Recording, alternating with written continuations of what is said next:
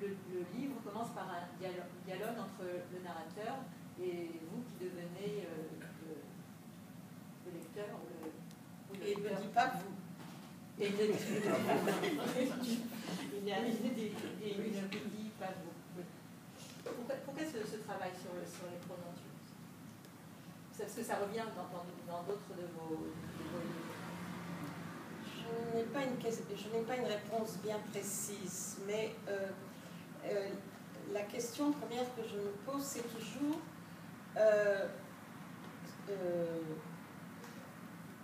quel pronom utiliser, parce que ça a à voir avec l'autobiographie. Si je dis je, tout ce que je vais dire, ça m'est arrivé à moi. Je n'ai pas tellement envie de dire ce qui m'est arrivé à moi. Alors, par exemple, je donne la parole dans ce livre, je vais parler des autres livres, sinon on ne s'en sortira pas. Dans ce livre-là, je donne la parole à mon mari, qui est mort, et c'est lui, d'outre-tombe, qui parle.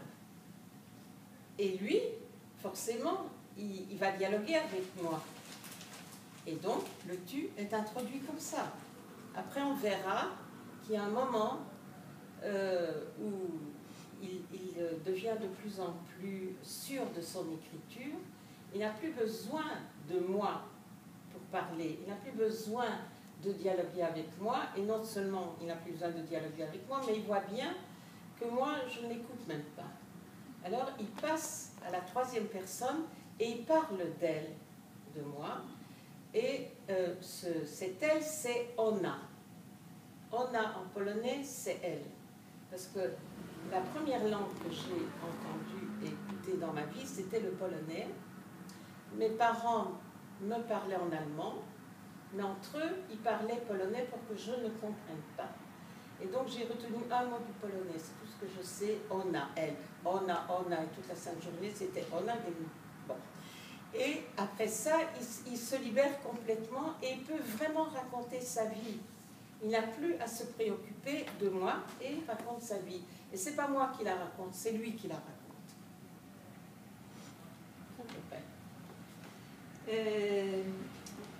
À part l'utilisation des pronoms, je trouve ce qu'il y a dans tous vos livres, celui-là ici, c'est qu'il y a toujours une adéquation entre la forme et le fond. Et par exemple, dans ce que je viens de lire, le narrateur dit que c'est un joueur. Il a joué aux cartes, au foot, il est acteur. Et moi j'ai eu l'impression que vraiment c'était une écriture ludique. C'est-à-dire que la façon dont vous écrivez répondait à sa personnalité. C'est voulu, c'est inconscient. Mais parce qu'au fait, la question majeure que je me pose à chaque fois que j'écris, c'est la question de la forme. Le fond, je ne me pose pas tellement, ça viendra. J'écris par association d'idées. Mais comment finalement dire quelque chose d'une manière autre, d'une manière nouvelle? Alors donc c'est la forme, moi, qui m'intéresse. Mais une forme sans rien dedans, ça ne sert à rien non plus. Et donc, une fois que j'ai trouvé, et en général je le trouve par association d'idées, hein, ça me vient, cette première phrase m'est venue comme ça, à partir de là, ça coule. Et donc, il y a tout de suite une adéquation. Il était comédien, joueur, comme il le dit dès le début, à tous les jeux, et ça devient vraiment pratiquement comme une pièce de théâtre. D'ailleurs, tu l'as bien... vous l'avez bien vu. Elle tient bien. Vous l'avez bien vu. Je vais vous donner un gage. Vous l'avez bien vu, ça pourrait être joué au théâtre, sous forme de monologue, de dialogue. C'est théâtral. Et comme le personnage est un homme de théâtre, ça marche. D'ailleurs, il dit quelque mais je ne fais pas exprès. Il dit dans le texte qu'il se prend au fur et à mesure, il prend goût à l'écriture. Au début, ça lui est un peu difficile. Et après, il dit qu'il prend goût au jeu de l'écriture. Parce que l'écriture, c'est quand même... c'est ludique. C'est quelque chose de ludique. Et donc, pour lui, ça devient un jeu.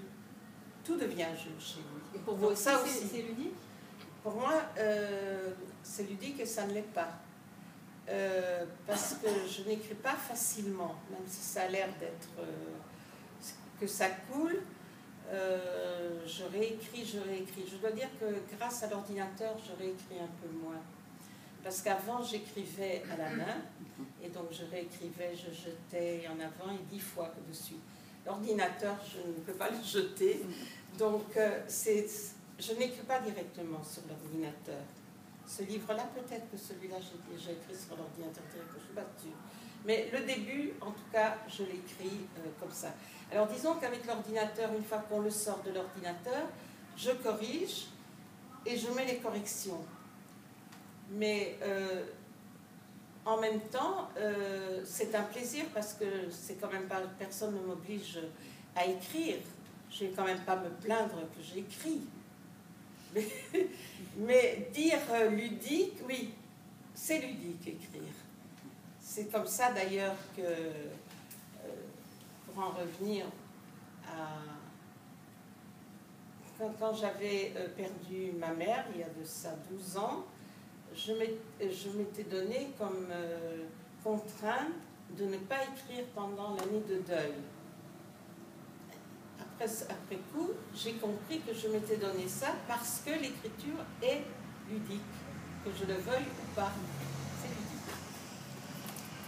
C'est ludique. Le narrateur, toujours, écrit quelque part oser être banal, oser les lieux communs.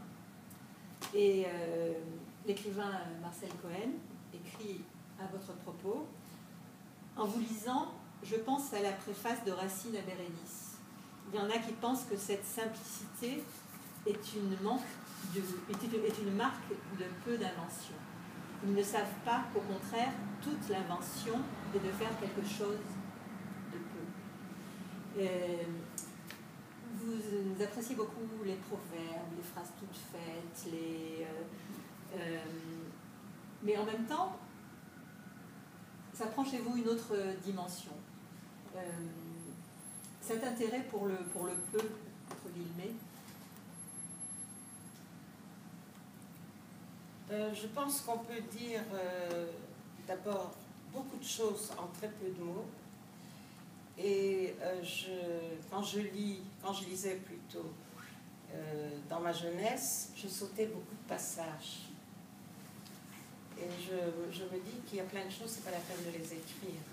Il faut mieux se concentrer et arriver à l'essentiel. Alors, et même quand j'écris un premier jet, j'écris très peu et j'enlève encore. Et parfois j'enlève tellement que finalement on ne comprend plus rien. Et ça m'est arrivé à moi aussi de ne plus comprendre ce que j'avais fait et de refaire à ce moment-là.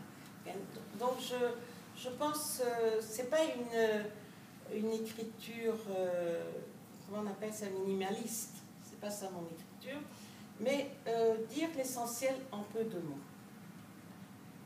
Mais c'est aussi ça, c'est au niveau de la forme, mais aussi au niveau du contenu. Vous intéressez beaucoup aux petits riens de l'existence. Oui, parce que c'est ma vie quotidienne. D'ailleurs, quand j'écris quelque chose, même si j'écris sur un thème quelconque, mon quotidien rentre toujours. Il s'est passé quelque chose il y a quelques minutes, ça peut rentrer dans ce que j'écris. C'est les petits riens finalement qui font la vie. Vous disiez juste maintenant que vous lisiez beaucoup, mais que ça pouvait vous arriver de couper, de sauter des passages.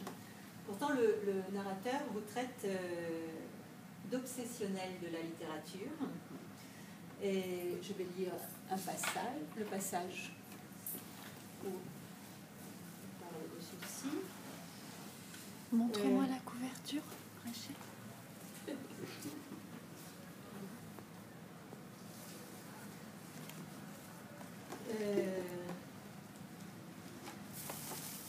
Reconnais que tu étais obsessionnel avec ta littérature.